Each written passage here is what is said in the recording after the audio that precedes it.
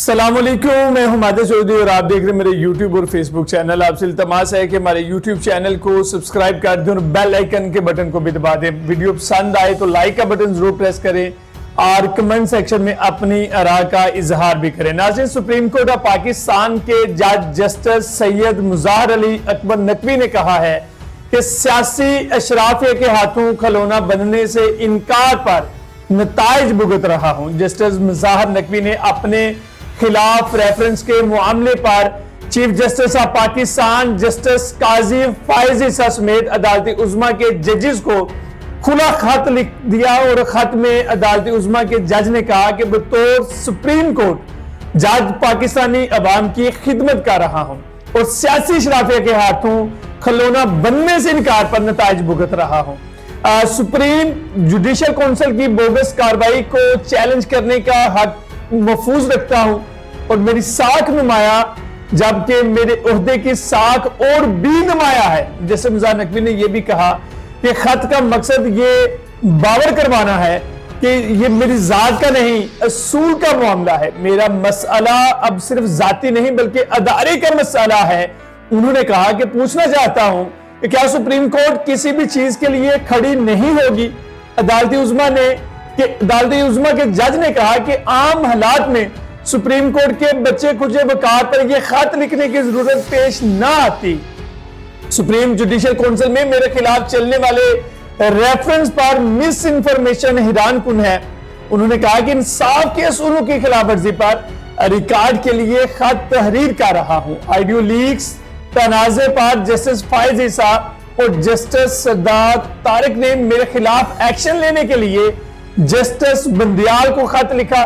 خط میں استفسار کیا گیا کہ چیف جسٹس نے اپنی عدلیہ کے سر پر لٹکتی بے یقینی کی تلوار کو دیکھا ہے۔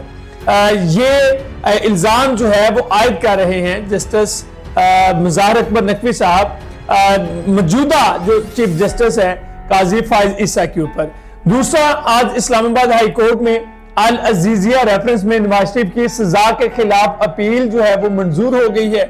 انہیں اس کیس میں بری کر دیا گیا ہے۔ اس سے قبل سماعت کے دوران عدالت نے العزیزیہ ریفرنس احتساب عدالت کو بھیجنے کی نیب کی استدعا ایک بار پھر مسترد کر دی تھی۔ اسلام آباد ہائی کورٹ میں سابق وزیر اعظم نواز شریف کی العزیزیہ ریفرنس میں سزا کے خلاف اپیل پر چیف جسٹس عامر فاروق اور جسٹس گل حسن اورنگزیب نے سماعت کی، اور سماعت کے آغاز میں وکیل امجد پرویز نے ٹرائل کورٹ کے فیصلے کے مختلف حصے پڑھ کر سنائے۔ وکیل امجد پرویز نے کہا کہ ٹرائل کورٹ نے سپریم کورٹ میں جمع کرائی گئی متفرق درخواستوں پر انحصار کیا۔ تینوں C M Es Hasan Nawaz, Maryam Nawaz اور حسین نواز نے جمع کرائی، اور ایک بھی متفرق درخواست ثابت نہیں کرتی کہ نواز شریف ان اثاثوں کے مالک ہیں۔ ٹرائل کورٹ نے جن متفرق درخواستوں پر انحصار کیا ان کو ریکارڈ کا حصہ بھی نہیں بنایا۔ نواز شریف کی قومی اسمبلی میں تقریر پر بھی انحصار کیا گیا۔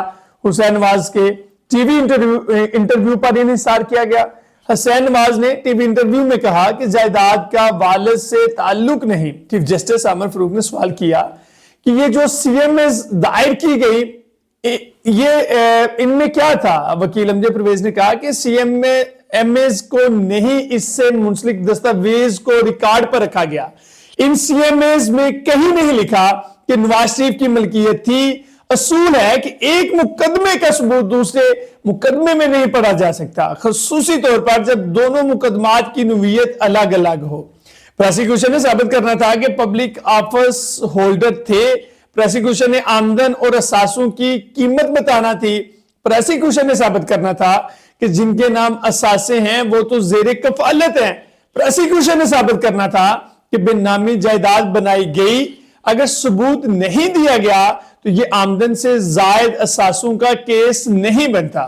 کوئی ایسا کیس نہیں ہے جس میں ملکیت کا واضح منطقی ثبوت نہ ہونے پر ملزم کو سزا دی گئی۔ استغاثہ اس کیس میں ایک بھی ثبوت نہ لا سکا۔ بعض ثبوت ملزم پر منتقل نہیں ہو سکتا۔ نیب پروسیکیوٹر نے دلائل دیتے ہوئے کہا کہ سپریم کورٹ کی ہدایت پر احتساب عدالت میں ریفرنسز دائر کیے گئے۔ نیب ریفرنسز میں تفتیش کے لیے سپریم کورٹ نے جی آئی ٹی بنائی تھی۔ सुप्रीम कोर्ट के फैसले के बाद नैब ने बेनामी असासों की तफ्तीश की। असासा जात केस में तफ्तीश के 2-3 तरीके ही होते हैं।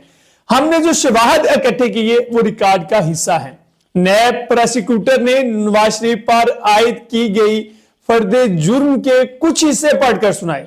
चीफ जस्टिस आमिर फरूक ने कहा कि बुनियादी तौर पर इस केस में अल अजीजिया और हिल मेटल के इल्जामात हैं। अल अजीजिया में पहले बताइए कि कितने पैसे भेजे गए, कैसे भेजे गए, कब फैक्ट्री लगी, ये बताइए कि अल अजीजिया स्टील मिल्स और हिल मेटल का बनी थी, कोई डॉक्यूमेंट हैं तो वो दिखाइए। नए प्रोसिक्यूटर ने कहा कि नवाज शरीफ पर करप्शन और करप्ट प्रैक्टिस के इल्जाम के तहत फर्द जुर्म आयद की गई।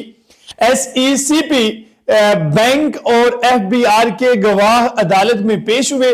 बरोने मुल्क शवाहद के असूल के लिए MLA लिखे गए। चीफ जस्टिस आमिर फरूक ने कहा कि बताइए कौन से शवाहद हैं जिनसे आप इनका ताल्लुक कैसे जोड़ रहे हैं। जायदादों की मलियत का तयन करने से मुतल्लिक कोई दस्तावेज तो होंगी, रिकॉर्ड पर कोई सबूत होगा, कोई गवाह होगा। आप बताइए अल अजीजिया कब लगाई गई, नवाज शरीफ के साथ क्या ताल्लुक है। नए प्रोसिक्यूटर ने कहा कि सबूत में दस्तावेज इनकी अपने ही चीफ जस्टिस इनकी अपनी ही हैं। चीफ जस्टिस आमिर फरूक ने इस्तफसार किया कि किसके हवाले से दस्तावेज हैं। आपने पिछली समाअत पर कहा था कि जैसे मुतअल्लिक तअस्सुब का मामला मौजूद है। नए प्रोसिक्यूटर ने कहा कि जज की बरतरफी के बाद उस फैसले पर इन्हिसार नहीं करना चाहिए। अल अजीजिया रेफरेंस का इहतसाब अदालत का यह फैसला मुतसबाना है। जज से मुतल्लिक सुप्रीम कोर्ट का फैसला आने के बाद इस फैसले को दुरुस्त नहीं कहा जा सकता। जैसे गुल हसन औरंगजेब ने कहा कि शवाहद में जाने से पहले एक कंफ्यूजन दूर करना चाहूंगा। आखिरी समाअत पर आपने कहा था कि फैसला कल अदम करके ट्रायल कोर्ट रिमांड बैक किया जाए। हमने अभी तक कोई आर्डर जारी नहीं किया।